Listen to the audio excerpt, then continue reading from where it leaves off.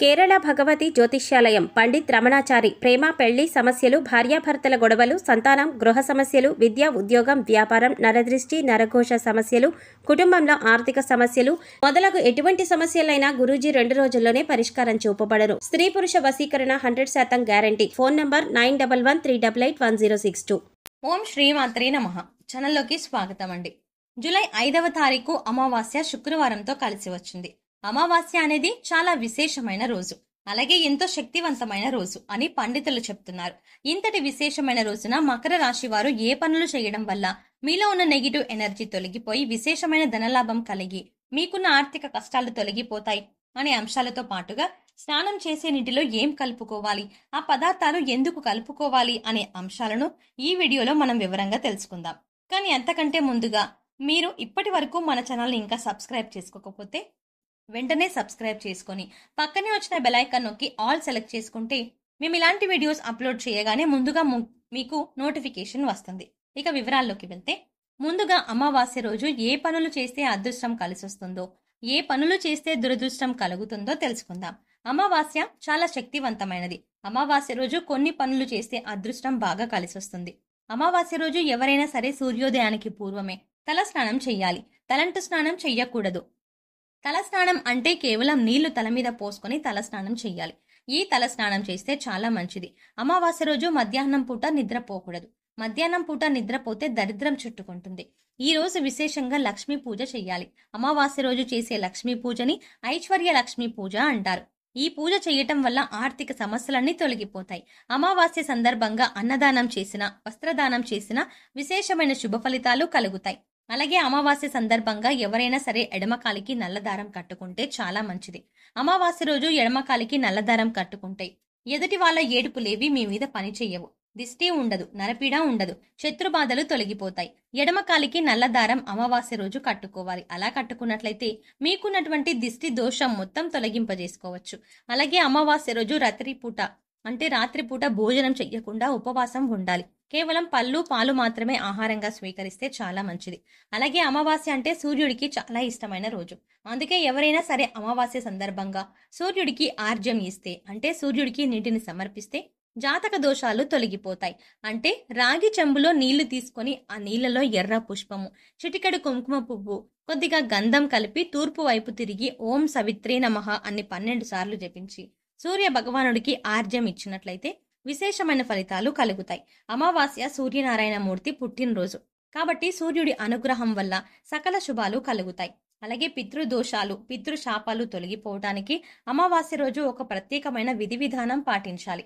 మీకు దగ్గరలో రావి చెట్టు ఉన్నట్లయితే రావి చెట్టు దగ్గరికి వెళ్లి రావి చెట్టు మొదట్లో ఆవాల నూనె అంటే మస్టర్డ్ ఆయిల్ ప్రమిదల్లో పోసి 8 ఒత్తులు విడిగా వేసి దీపాన్ని వెలిగించాలి. అమావాస్య రోజు ఎవరైతే రావి చెట్టు దగ్గర ఆవాల నూనె దీపం పెడతారో వాళ్లకున్నటువంటి పితృదోషాలు, పితృశాపాలు అన్నీ తొలగిపోతాయి. అలాగే అమావాస్య సందర్భంగా నవధాన్యాలకు సంబంధించిన ఒక ప్రత్యేకమైన పరిహారం పాటిస్తే లక్ష్మీ కటాక్షం చాలా సులభంగా కలుగుతుంది. నవధాన్యాలు అమావాస్య రోజు నానబెట్టి వాటిని లక్ష్మీదేవికి నైవేద్యంగా సమర్పించి ఆ తర్వాత ఆ నవధాన్యాలు ఎక్కడైనా పరిశుభ్రమైన ప్రదేశంలో చల్లాలి. కొన్ని రోజుల తర్వాత ఆ నవధాన్యాలకు మొలకలు వచ్చాక ఆ మొలకలు వచ్చిన నవధాన్యాలు గోవుకి ఆహారంగా తినిపించాలి. అమావాస్య రోజు నవధాన్యాల పరిహారం పాటించడం ద్వారా ఆర్థిక ఇబ్బందుల నుంచి సులభంగా బయటపడవచ్చు. అమావాస్య సందర్భంగా ఈ ప్రత్యేకమైన విధి విధానాలు పాటించండి. అమావాస్య రోజు కామ్యకర్మలేవి చెయ్యకూడదు. అంటే కోరిక కోరుకొని చేసేటువంటి కార్యక్రమాలు ఏవి కూడా చెయ్యకూడదు. ప్రధానంగా దానాలు చేయటం, నువ్వుల నీళ్లలో వేసి దక్షిణ దిక్కుకు తిరిగి పితృదేవతలకు తర్పణాలు ఇవ్వడం, ఇలాంటివి చేస్తే పితృదోషాలు తొలగిపోతాయి. అమావాస్య రోజు అద్భుతమైన శుభ ఫలితాలు సిద్ధింపజేసుకోవచ్చు. అలాగే అమావాస్య రోజున బకెట్ నీళ్లలో ఏది వేసుకొని స్నానం చేయడం వల్ల మీలో ఉన్న నెగిటివ్ ఎనర్జీ తొలగిపోతుంది. అలాగే ఈ పదార్థాలను బకెట్ నీళ్లలో ఎందుకు కలుపుకోవాలి అనే అంశాలను ఇప్పుడు తెలుసుకుందాం. ప్రతి ఒక్కరూ కూడా ఆ భగవంతుడి ఆశీస్సులు మాపై ఉండాలని, జీవితంలో గొప్పగా ఎదగాలని కోరుకుంటారు. మరి ఆ దిశగా అడుగులు వేసేందుకు తమ వంతుగా ప్రతిరోజు పూజ చేస్తూ ఉంటారు. పూజ చేసినప్పుడు ఫలితాలు వస్తాయా అంటే మనశ్శాంతి మాత్రం ఖచ్చితంగా వస్తుంది. ఫలితం వస్తుందా అంటే మాత్రం అది వారి పూర్వజన్మ కర్మ ఫలితం మీద కూడా ఆధారపడి ఉంటుంది. మరి అలాంటి కర్మ ఫలితాన్ని తగ్గించుకోవాలి అంటే ఏం చెయ్యాలి అనే సందేహం మీకు రావచ్చు. మనం ఏదైనా పని చేస్తున్నాము అంటే అది ఎందుకు చేస్తున్నాము అని తెలుసుకొని చేస్తే మాత్రం దానికి ఖచ్చితమైన ఫలితాలు దొరుకుతాయి. ఈ మాట సాక్షాత్తు వేద పండితులు చెప్తున్నారు. ఇంతటి విశేషమైన రోజున ఈ చిన్న పరిహారం చేసినట్లయితే కనుక లక్ష్మీ కటాక్షం కారణంగా దారిద్ర్య బాధలు తొలగిపోయి సిరి సంపదలు చేకూరుతాయి. చూడ్డానికి ఈ పరిహారాలు తేలిగ్గా అనిపించవచ్చు, కానీ వీటి ఫలితాలు మాత్రం చాలా గొప్పగా ఉంటాయి. ఇందుకోసం మీకు ముఖ్యంగా కావాల్సింది నమ్మకం. అలాగే ఈ పరిహారం మనకి పని చేస్తుంది, కష్టాల నుంచి బయట పడేస్తుంది అనే విశ్వాసం. పరిహారంలో భాగంగా ముందు స్నానం చేసే నీటిలో ఏమేమి కలుపుకుంటే మీకు లక్ష్మీదేవి అనుగ్రహంతో సిరి సంపదలు పొందుతారో చూద్దాం. అంతేకాదు వాటిని ఎందుకు కలుపుకోవాలి అనే విషయాన్ని కూడా తెలుసుకుందాం. ఈ సృష్టిలో ప్రతి ఒక్క పదార్థానికి కూడా ఒక ప్రత్యేకత ఉంటుంది. అంతేకాదు మనం కనుక మనసులో బలంగా సంకల్పించుకుంటే ఆ పదార్థంలో ఉన్న గుణం ప్రత్యేకమైన పదార్థాలతో చేర్చి ఉపయోగించడం వల్ల మన సంకల్పాన్ని భగవంతునికి చేరవేస్తుంది. కానీ ఈ పరిహారాలు తేలిగ్గా ఉన్నాయి కదా, చేసేద్దాం అని చేసేయడం కాదు, మనస్ఫూర్తిగా నమ్మి చేయాలి. అప్పుడే మీకు సత్ఫలితాలు వస్తాయి. ఇక ఇంతటి విశిష్టమైన అమావాస్య రోజు ఈ రాశి వారు ఉదయాన్నే నిద్రలేచి చక్కగా స్నానం చేయండి. అలాగే స్నానం చేసే నీటిలో ఒక తమలపాకు, కొద్దిగా రాళ్ల ఉప్పు, అలాగే 2 హారతి కర్పూరం బిళ్ళలను పొడి చేసి వేసుకొని ఇవన్నీ నీళ్ళలో కలుపుకొని స్నానం చేయాలి. ఈ నీళ్లతో పిల్లలు ఇంకా పెద్దవాళ్ళు కూడా స్నానం చేయవచ్చు.